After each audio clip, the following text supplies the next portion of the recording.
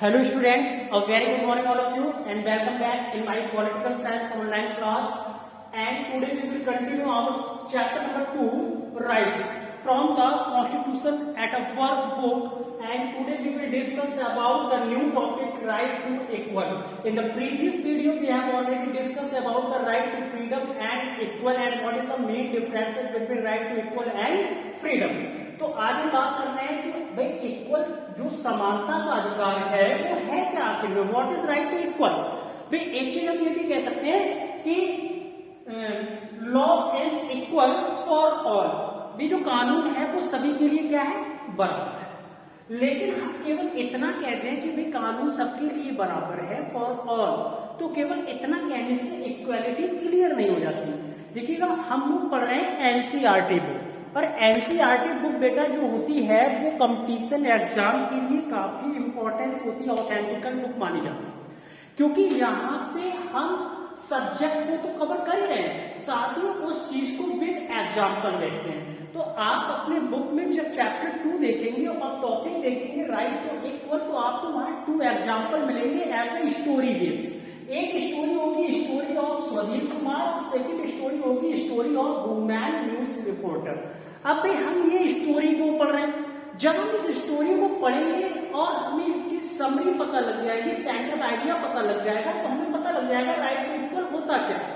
अगर आप पढ़ेंगे तो आप देखेंगे स्टोरी ऑफ स्वदेश कुमार, इन ब्रीफ में मैं आपको बता देता हूं कि वन डे क्या होता है, एक दिन स्वदेश कुमार और उनकी एक जो फ्रेंड होती है वो साथ में जा रहे होते हैं कहीं, वो अपने गांव के लिए जा रहे होते हैं, और वहां देखा उन्होंने सड़क के किनारे एक टी स्टॉल होती है, एक चाय बेचने वाला होता है। तो स्वदेश कुमार और उनके फ्रेंड उसी दुकान पे रुक जाते हैं। तो वहां पे स्वदेश कुमार को वो टी जो सेलर होता है वो उनको जानता है, लेकिन उनके साथ जो उनका फ्रेंड होता है वो उनको नहीं जानता। किसको नहीं जानता है?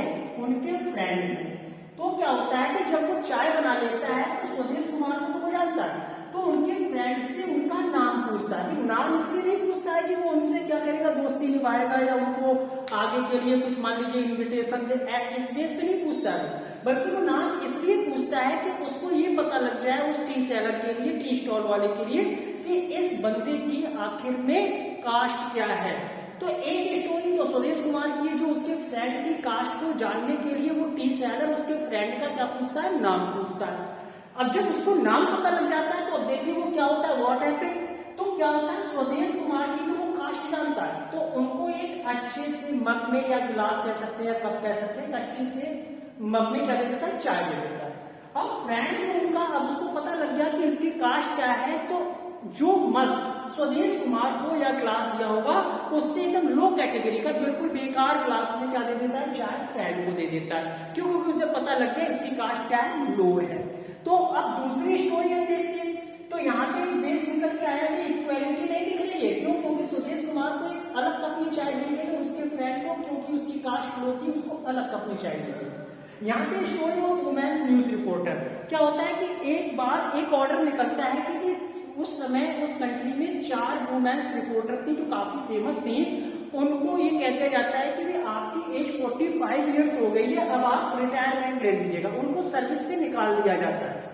तो भाई उस समय ऐसा नहीं कि उनको 45 इयर्स में निकाल दिया गया, क्यों? लेकिन जब उन्होंने देखा कि उसी न्यूज एजेंसी में जो मेल न्यूज रिपोर्टर थे उनकी एज 45-50 से एबव थी, लेकिन फिर भी वो ऐसा रिपोर्टर वर्क कर रहे थे, तो कारण पूछा गया कि what is the reason to suspend women's news reporter in news agency. उस न्यूज एजेंसी में उनको सस्पेंड क्यों किया जा रहा है?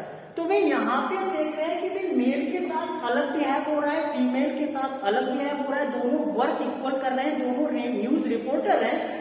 इनकी उम्र 45 हो गई तो इनको हटा दिया जा रहा है, और जिसकी 45 से एबव है लेकिन वो मेल कैटेगरी में है लेकिन उनको नहीं हटाया जा रहा है। तो यहाँ पे एक इशू बनता है, तो यहाँ पे जो कास्ट का इशू बना और यहाँ पे बनेगा बेटा जेंडर का। किसका बनेगा?